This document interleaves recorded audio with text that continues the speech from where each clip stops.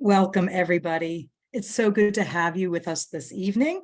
We're just letting everyone get into the Zoom room, and we're just about to get started. So welcome. It's so good to have you here tonight with us.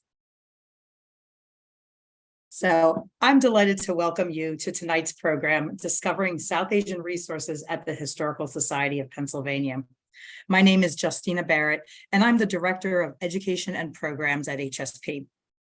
The library was founded in 1824, and we proudly serve as Philadelphia's Library of American History.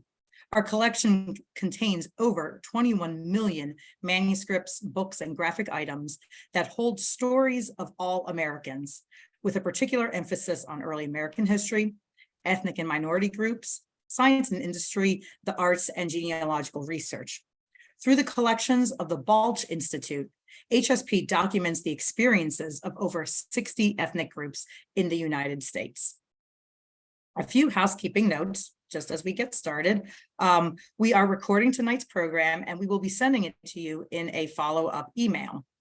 We will have time for questions at the end, but you can go ahead and use the Q&A box throughout the program as you think of them. If you want to use the chat to tell us where you're zooming in from, we always love to see where people are coming in from. And we are in webinar mode, which means we cannot see you and you cannot see each other. If you have questions, again, use the Q&A box. Before I introduce our speaker, I would like to share some gratitudes for tonight's program. First, to Krishna Lahiri, whose generous support has made so much of our work that we do at HSP possible. Formerly on our Board of Counselors, she has continuously supported our efforts to share the stories of Indian and other South Asian communities in America over the centuries.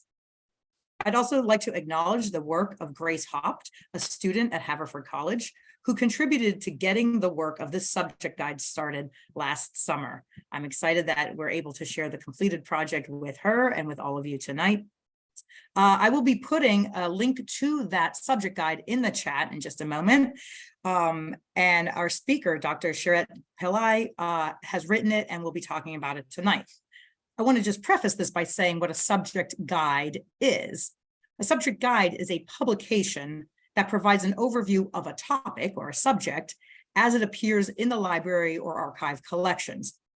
It will describe different collections or groups of documents that come in from a single donor or as a single group.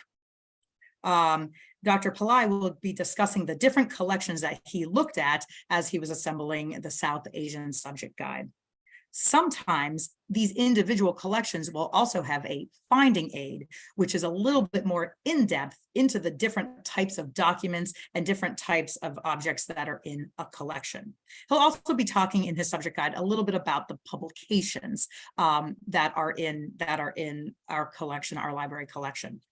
I'll also be sharing at the end some ways to search our collection besides the subject guide, so that from home you could start really exploring the collections that we have at the Historical Society of Pennsylvania. All right, so now I'm going to welcome onto the screen. We are delighted to host tonight Dr. Sarath Pillai. You want to come on, Dr. Pillai, and share your screen. Dr. Pillai is a postdoctoral research fellow at the Center for Advanced Study of India at the University of Pennsylvania. He received his PhD in history with distinction from the University of Chicago. And he has been with us since September, working in both on this subject guide and in some of our other collections. That work has been supported at HSP through the Graduate Global Impact Internship Program at the University of Chicago. We've had a great time getting to know you, Dr. Pillai, and I'm really excited for you to share what you found in our collections.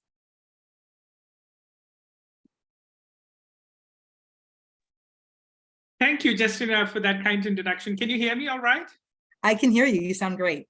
Okay, so thanks again for that kind introduction. And I should preface by saying that it's been a great pleasure being associated with HSP these many months and getting to know the wonderful staff at HSP, particularly Justina, Carrie, Anthony, and many others who worked with me on this project. So I'm really excited to be on this HSP platform today and speak about the South Asia collections.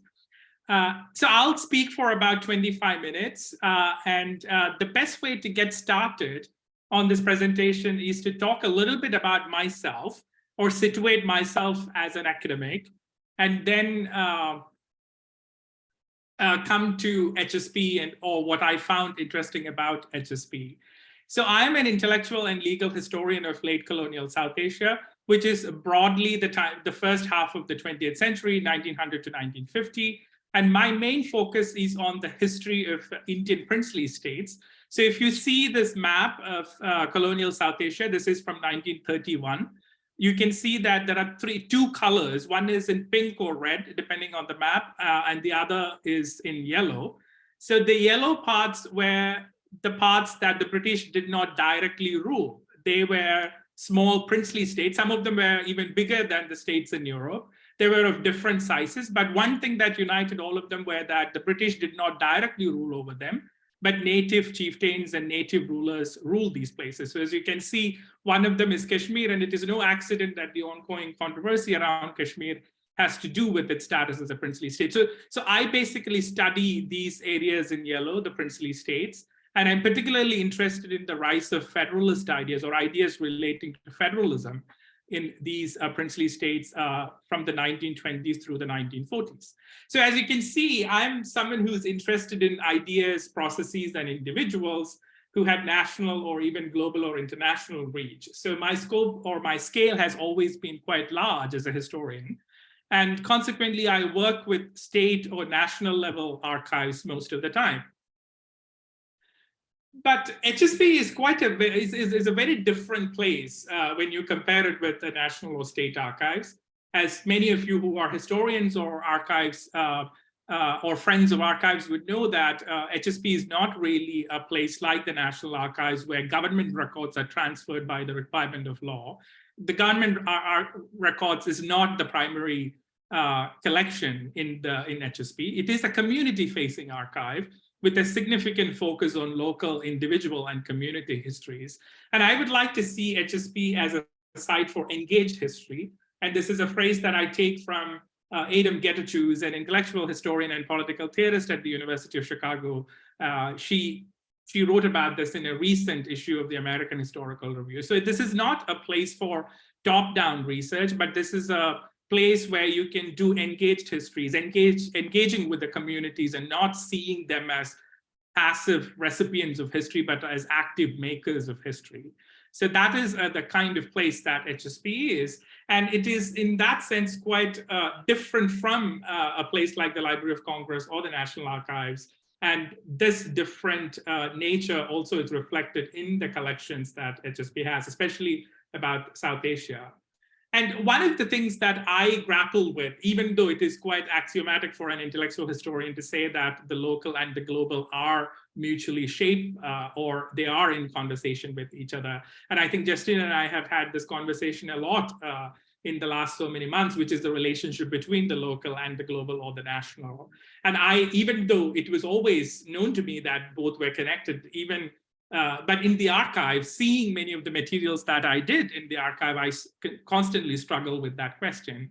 But I think they both are connected. And I think people who consult these archives will come away thinking in their own ways, these relationships and how global structures shape individual actions and vice versa.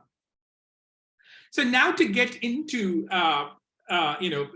these are all ways to get into the South Asia collections. So one of the pathways to get into the South Asia collections is to be aware and acknowledging the relationship between the Balch Institute and HSP. So the Balch Institute for Ethnic Studies was founded in 1971, and it existed until 2002 when it got merged with HSP. And as it was mandated to study about 60 ethnic groups, and most of these ethnic groups were also defined as kind of nationalities. For instance, German, Polish, or Swedish, South Asia. As you know, South Asia is also a kind of geographical identity for most, rather than an ethnic identity. And this is, so basically South Asia was one of the ethnic groups that Balch studied.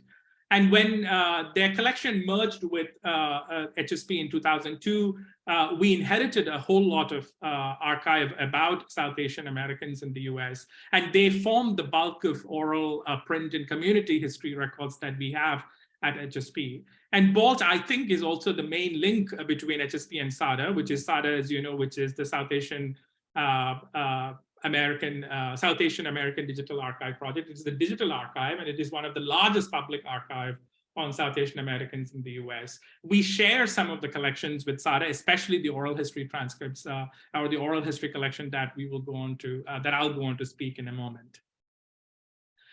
And HSP in South Asia, so as some of you who might have lived in the Delaware Valley area for a very long time, you would know that, or you already aware of the fact that Delaware Valley or the Greater Philadelphia region, however way you put it, has one of the largest concentrations of South Asians in the US. So in fact, the state, almost every South Asian in the United States might have a relative who lives in the state of New Jersey, for instance. So it would be one of the top 3 states in terms of the density of South Asian population. So we can see a strong and consistent culture of South Asian immigration to this region. And I'm primarily talking about, in relation with the material that we have here. So it seems to me that much of this migration would have taken place after the 1940s, after the Second World War. And there were various kind of reasons why Asian migration or South Asian migration did not take off before that time period. In fact, I have a friend who is an incoming assistant professor in history at Penn, Hardeep Dhillon, who actually works on this very question, South Asian immigration and histories of border. And she's an expert on that question. I am sure her research is going to throw more light on that question. But one thing that is also worth mentioning in relation to Greater Philadelphia area is the role of the University of Pennsylvania. And it has one of the oldest South Asia Studies program in the US, with Sanskrit being offered as early as the 1890s. And it was also the home of many illustrious and distinguished South Asia academics, including Norman Brown, who is a very well-known Sanskritist. So those of us who are familiar with the Museum of Modern Art in Philadelphia, so it was one of the celebrated historians and scholars of South Asian art. Stella Kramrisch was a curator at the museum and also a faculty at Penn. So Penn has had a very distinguished relationship with South Asia. And even today, Penn is an academic destination for South Asians, both within and outside the country. So all of this is, all of this varied nature is kind of reflected in the collections that we have at HSP. This is just an image of the reading room where I spent much of the time reading the collections about which I'm speaking right now. And now getting into the South Asia Guide itself, if you have received the link, you're welcome to just open up and have a look at the different thematic heads within the subject guide. And Justina has already mentioned about the support that Krishna Lahiri has been extending. And especially this project is in honor of Sukamoy Lahiri, who was who was also a professor at Penn. In fact, my CASI colleague, Juliana Di Gustini, was telling me that both Krishna and her husband used to be avid supporters of the center that I work at, which is the Center for the Advanced Study of India. So it's kind of interesting to see that my own engagement, 2 sites of my engagement in Philly, CASI and HSP, are entangled through the Lahiris. And as Justina also mentioned, I inherited a compilation of sources put together by Grace Hawk. And that was the beginning point for me to kind of think about the way to organize these collections, or to even kind of go about finding more sources. I ended up finding probably 50 to 60% more sources than we started off with. But thanks to this original compilation that we had, I had a good starting point to begin with. And Justina has already mentioned what is a subject guide. So in very simple terms, it is a kind of a first entry point. You can think about it as the first entry point. And it gives a very overarching general perception or image of materials relating to a particular subject or a country. So now I'm going to talk about the subject guide itself. So if you are looking at the subject guide, you will see that the first head that you will see is about manuscripts or archival documents.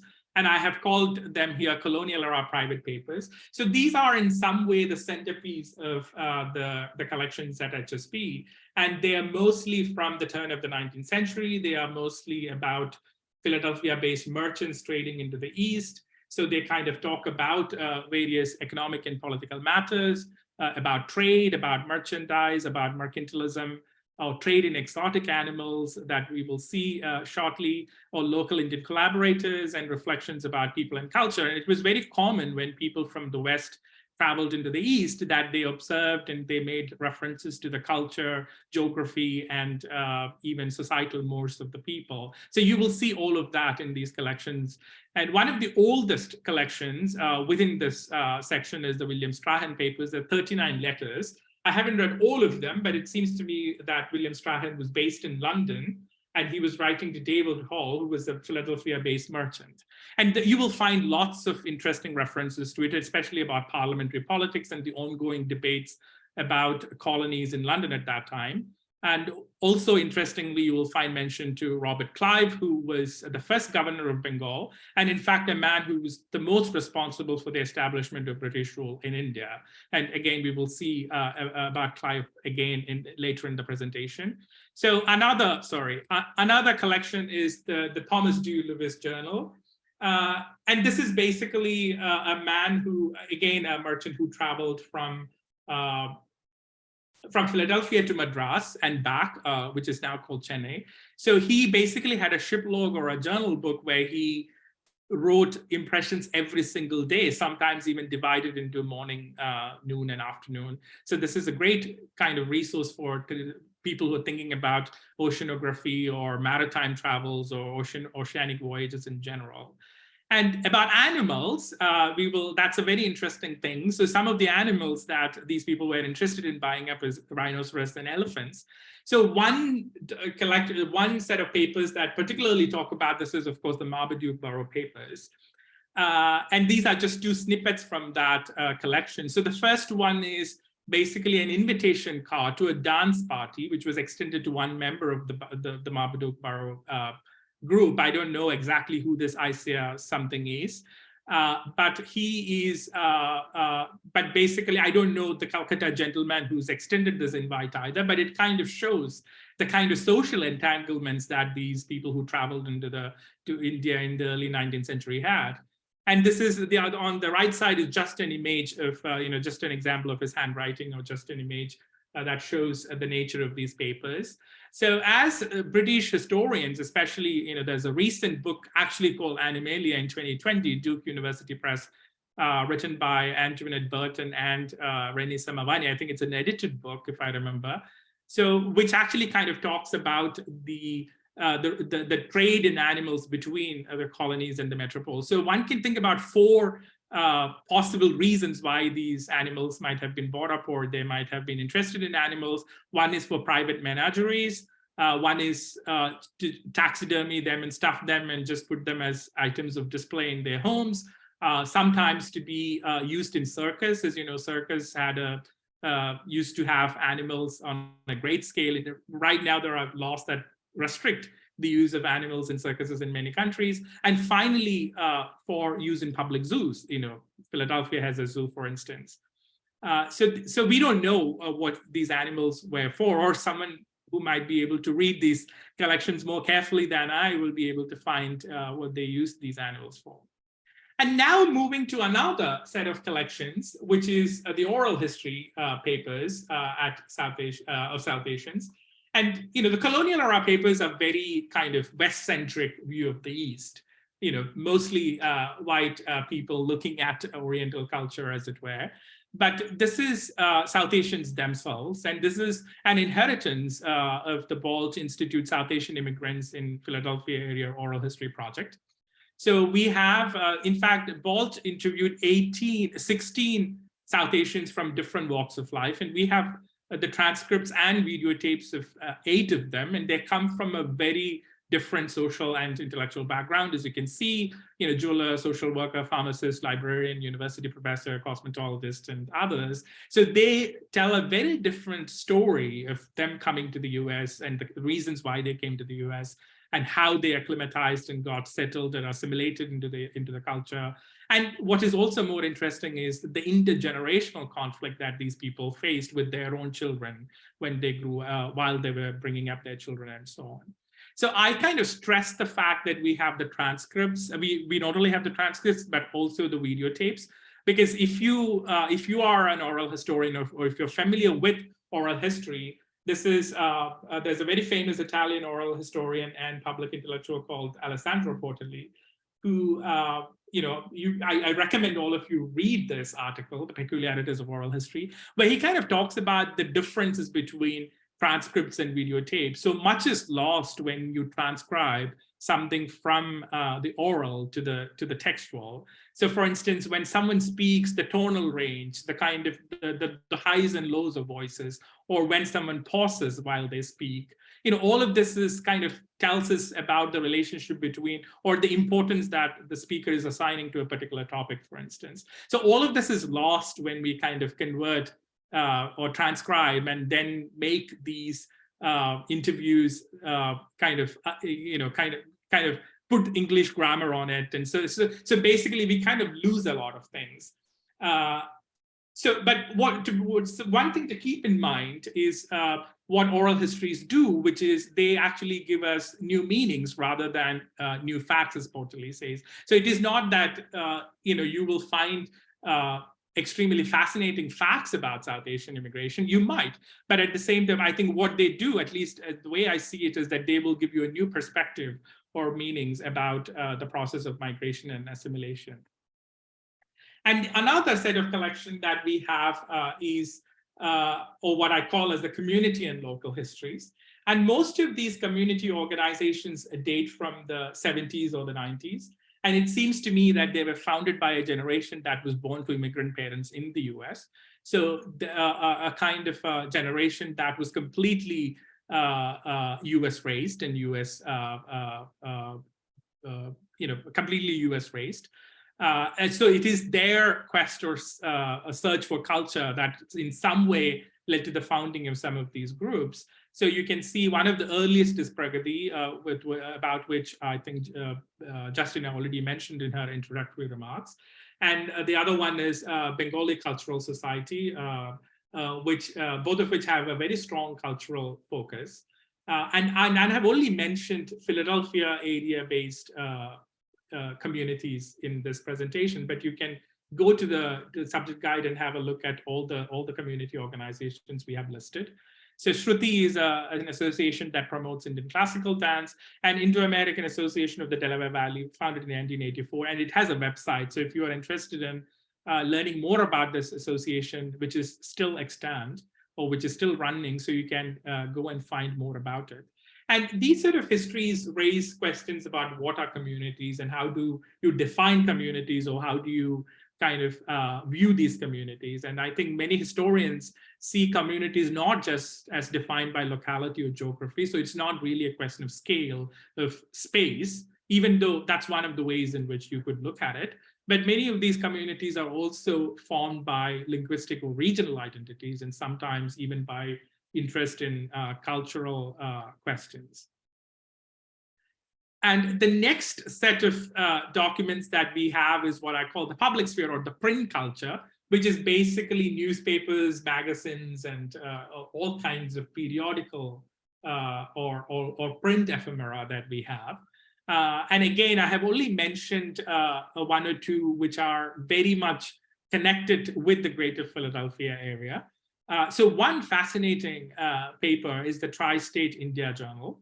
And as the name itself suggests, it is about the tri-junction, which is Pennsylvania, Delaware, and New Jersey, which as I mentioned, has one of the largest concentration of South Asians. And this paper, founded in 1993, again, there's a Penn connection, as you can see. It was founded and edited by a faculty at the South Asia Studies program at Penn.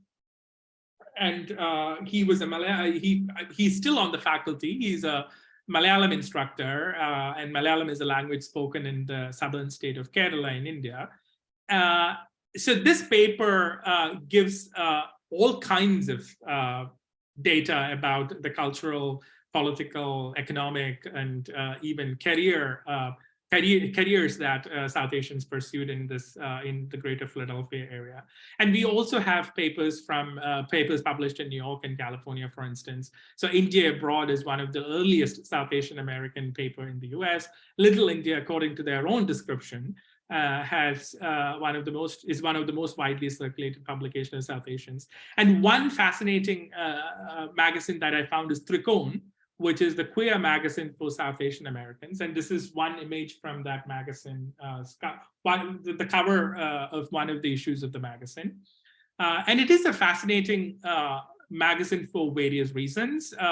It has very interesting coverage about coming out stories of many of the South Asians who, as you know, many of them have religious, most of them are religious, so it kind of creates very specific challenges and also cultural questions. And it has all kinds of like matrimonial columns, which are very fascinating. Again, people actually trying to kind of, as Indians are known for arranged marriage, maybe they're trying to kind of extend that to gay marriages as well. And the next two images just kind of show the kind of other aspects of life. So for one is an advertisement in Tri-State Journal. In fact, this is the father of the famous Hollywood film director Manoj Shyamalan's father of Manoj Shyamalan, who used to be a physician in the Philadelphia area, and I don't know whether he's still around.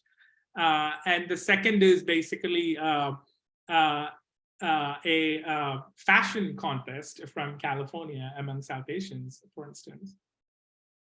And the final section that I want to talk about today is about rare and old books.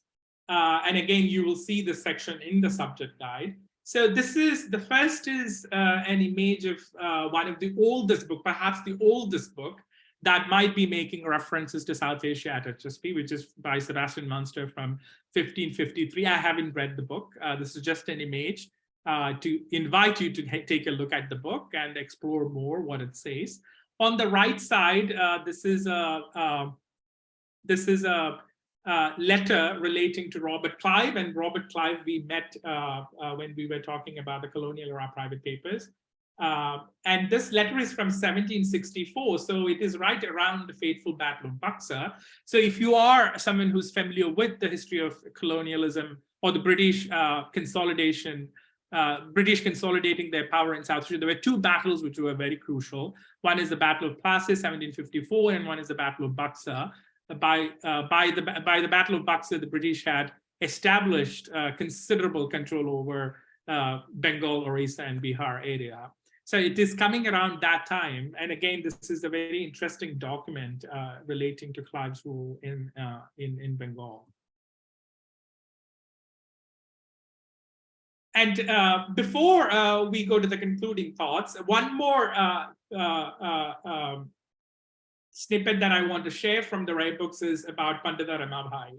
So again, if you are familiar with the history of South Asia, especially social reforms in South Asia in 19th century, this is a very, very important figure. So she was basically born into a Brahmin family, married off at a very tender age as a teenage girl, and she was already widowed in her 20s, early 20s, maybe by the age of 22 or 23.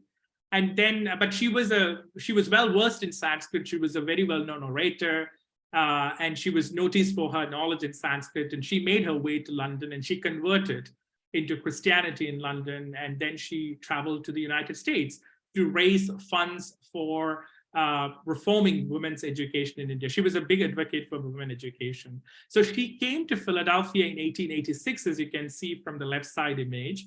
And this is a booklet which is about the welcome which Philadelphians extended to this woman, which very powerful pioneering women in the Indian social scene. So we have one or two more items relating to Pandita Ramabhai, which we have listed in the old and rare book section. So these are, in fact, I was quite surprised when I saw this, and I also shared it with a historian that I met recently. So this is a kind of this is basically we are at time now. So this is basically what I wanted to share today. But before I before we open up for discussions, I wanted to share some concluding thoughts. So whatever we have discussed so far, or everything that we saw so far, is very pre-digital. And the role of memory and documents in the pre-digital age is very different from the hyper-digital age of the present. But this pre-digital past is still very vital for community formation and community advocacies today. In fact, community histories are at a very crucial point in our society today, because much of the historical scholarship is making conscious effort to kind of converse with community histories and be in relationship with them, rather than seeing communities as outside of history. And one interesting facet about the collection that we have been talking about is the value of these collections for genealogical research. In fact, this was something that did not occur to me at the beginning. In fact, I started thinking more about the genealogical aspect of this collection after talking with Samit Malik, who's the director of SADA. And it makes a lot of sense for me to think about it now, especially that generations of South Asians have lived in the US. At least 2 generations have lived completely in the US without, maybe completely separated from South Asia. So there is a desire among the younger generation, high school students and college students, and I see that when I meet younger students in the universities, for instance, to kind of seek their own past through these archives. And I think we can see, hopefully, more people interested in doing these genealogical research in the coming years. But we should also be aware as a community archive that much of the archive created today is on the internet. So digital storytelling is very popular, especially among the young people. And there are ways to self-archive. We don't even have to rely on archives which are public in nature. And the very channel through which this talk is being telecast, for instance, YouTube, is one such medium. And one thought that I want to leave all of us, or maybe people who are involved in community archiving in particular, is to think about the relationship between the print and the digital. And as a historian, I see both of them as related to one another. In fact, they are a continuum, and one is incomplete without the other. So, in fact, we need to think about new ways of preserving and conserving both the digital and the print past of the South Asians in the coming years. I think I'll stop with that and now give it to Justina. Sorry if I went over by that was lovely. Thank you. Drinking from the fire hose. It's so much fun to hear you talk and share. I'm just so struck by the diversity of what is in our collection. What is the early 19th, the 18th, the early 19th century, the most recent past, and then these rare books. I had no idea about the rare publications. So thank you. Mm-hmm. And again, folks, if you're joining us, go ahead and use the Q&A to put any questions in. I have a few, and I think you really started getting to it at the end. So I love that you referenced the engaged history. And I've loved our conversations because you're a historian, you're working at a policy center at Penn, Kasi, and then here you are in this archive with these very intimate collections. And you already referenced the various ways we can use them. How do you really see, who do you see using them in the reading room? You were sitting in the reading room, you saw people come and go. Can you see professors with students? What classes are they teaching? Can you see families doing genealogical research? Can you see journalists, the community historians? How should we make that invitation? What do we need to set up for people to cross through those gates? What is the invitation I can make to these different communities? That's an excellent question. One of the things that librarians always say is that every book has a reader, right? I mean, we might think that one book that is so abstract and so out of the world that no one would want to read it. But there might be one person who wants to read it. So in that sense, all of these collections are, as you rightly said, they're very diverse collections. So I would say that the constituency that we should be cultivating or should be looking out is a diverse constituency. So it can be, so for instance, the colonial era private papers are really the kind of documents that professional historians like to read. They are in fact difficult to read, they're cursive writing. So that might not be the kind of thing that a neighborhood guy in Philadelphia would want to read tomorrow. But there are things that someone like him might want to read in the community papers, for instance. Maybe they would want to have a look at the newspapers and what kind of business enterprises that South Asians were interested in. Were they all doctors, or were they all running grocery stores? Because many of these newspapers had almost half of the space being allocated to advertisements relating to businesses and career advising and so on. And if someone is working on sexuality, for instance, the sexuality studies among South Asian Americans, they should come and have a look at the Trigon magazine, for instance. Or if someone is interested in, say, oral history, they should come and have a look at the oral history collection that we have. So there is no one community that we should be targeting, I feel. But at the same time, one overarching thing that unites all of this is the greater Philadelphia area idea.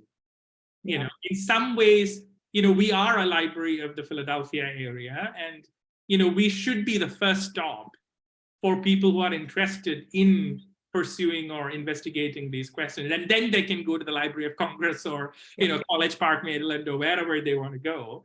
But I think we could be that beginning point, and sometimes even an end point for some people, depending on someone who is already sitting in California and doing research on South Asian American oral history or queer histories of South Asia. They can come and have a look at this one too. Yeah. Oh, I love the community histories. I was thinking genealogical. Like, I think we saw photographs in there from the late 70s, early 80s of kids my age, people born in the 70s, and here they would be my age now. But even just the neighborhoods that may or may not have experienced demographic change could be looking at, like, what is the grocery store? What is the office that this doctor is operating out of? Does that office still exist? How has my neighborhood changed over the past 50 years? And those business papers, those newspapers have them. That's genealogical research is a very interesting topic. And I think, I have written about this in the context of Kerala, for instance. I have a piece on the question of family histories. And, there are multiple sources that, one might come across if someone is interested in pursuing things about their ancestors. And, it should probably begin at their own home. Looking at old cupboards and things that are unattended for years. But one reason why these community histories and organizational histories are good materials for genealogical research is that they are very individual heavy documents, in the sense that these organizational records always mention about their office bearers. They talk about who won prizes. Yep. They kind of, whenever someone wins prizes, they have a short description of the person. So people are populating these papers in some way. So if a kid hears from their grandparent that the grandparent was a member of Indo-American Association of Delaware, and if the kid wants to find out more about it, they can come and have a look at it. Yeah. In genealogy, they often talk about the fan network. So the friends, associates, and neighbors. So even if you're not finding your family member, you're able to use indirect evidence to find the community in which they lived. And so I think these, even if it's not your grandmother that was a member of this or a founding member, you're seeing where she operated. That's true. Another question I had, and I know we struggled with this a bit, we're talking about geography, and we landed very hyper-local here in the Delaware Valley. But on the other end, you had to make some decisions. We're calling it a South Asian guide. What were some decisions you had to make we had this conversation to include or exclude areas, especially in the 300 years ago, that, you know, are not formally what we call India today. Is it accurate to call this a South Asian guide? Are we excluding things that aren't in there? I mean, are we suggesting that we have collections that aren't in our collection? You know, I mean, I have a very fraught relationship with the category of South Asia, and I've been in the States for close to a decade, and finally I have come to work at a place that is actually has India in its title, which is Center for Advanced Study of India. And I always find India as a category very useful, especially when you think about colonial time period. You know, the British called that map that I showed, which extends to, you know, neighboring countries, they just called it India. Right. So South Asia is a term, you know, especially in area studies, it is a very important term in the United States. And, you know, there is also another, maybe not so important, or maybe a very important reason. Whenever you say that I study Indian history, people mistake you for studying native history here. So in some way, India is a less popular term when it comes to academic discourses, as long as it is, you know, unless it is post 1950 history or something, after the independence of India. Mm-hmm. So if you're talking about, you know, up until 1950, when the British were ruling, you know, South Asia is a more preferred term, because then it would include areas which are not a part of India right now, which includes Pakistan, Bangladesh, Burma, and so on. Right. So in some ways, our goal was to kind of not just talk about Indian materials, but also talk about materials that have relationship with Pakistan or Bangladesh. And in fact, some of the oral history transcripts that we have are from Bangladesh and Pakistan, right? So because they are people from those areas. So I think that is the reason why we call it South Asia. And South Asia is also the standard term that libraries across the country use. So for instance, Penn uses South Asia collections, for instance, or Chicago, or Yale, or Harvard, or all of these places, including the Library of Congress, actually. Okay. Yeah, so South Asia is the term that they use. I don't know whether that explains. Yeah, no, it does. And I think you weeded out things that were Southeast Asia and East Asia, that were sort of, in a colonialist way, just the East, you know, or the Orient. And you used a refined lens to pull in what is appropriately South Asia. Yeah, so for instance, like places like Cambodia, Vietnam, or Thailand, or so those are areas that are different, not only linguistically. I mean, they speak different language, but also in terms of the colonial history, and some of them were French territories, for instance. So so I mean, that is probably the reasons why we excluded them. In fact, there were materials relating to the Philippines and Indonesia that I've come across in the archive, but we did not include them only because we're calling this South Asia. I don't know whether that was a right decision to make or not, but we did that. Well, I think it invites HSP to work more on more subject guides, so that we can have a more refined tool for researchers, as our questions get a little bit more precise. So I'm putting in the chat just the link to get into our website to start searching. Our catalog is called Discover. And again, as you do some of these searches, you'll see finding aids that come up. I put a few finding aids in there as well. We do have a question or a comment from somebody in the chat, from Mahmoud in the chat. He's talking about his family immigrating in the mid-60s to the US over time, and his family does have some collections, letters to and from home, and he's reflecting on the genealogy. Younger people may not have as much interest in these materials, and he's been wondering about finding a home for these kinds of materials. Would HSP be interested, even though it's not Pennsylvania specific? Yes, we do accept and process collections like that. We do a good chunk of what we bring into our collection through donations, our family papers exactly what you're talking about. You don't have to be somebody important. You don't have to have served in Parliament or any other high-ranking official. We do collect the broad experience of American history. So reach out to us, Carrie Hutto, Hutto. Carrie is our archivist. Her email is on our website, hsp.org. And just, yeah, share what you have with her. That's a call to everybody, that if you're worried the kids aren't going to take it and you're, you know, you're inspired by what Sarath is saying, yeah, we could. So, if there's no other questions, I think we can probably wrap up. I just want to again say thank you to everybody who joined us tonight or who is watching this on YouTube. We appreciate your support. Do join us at hsp.org/e-news. That's how you get connected to our newsletter, so that we can let you know when we get new collections and we talk about them or have new programs coming up. We'll announce them there first. Thank you, especially to our members. We couldn't do any of this without your support. So please do continue to support us. And we hope to see you in the reading room at 1300 Locust Street.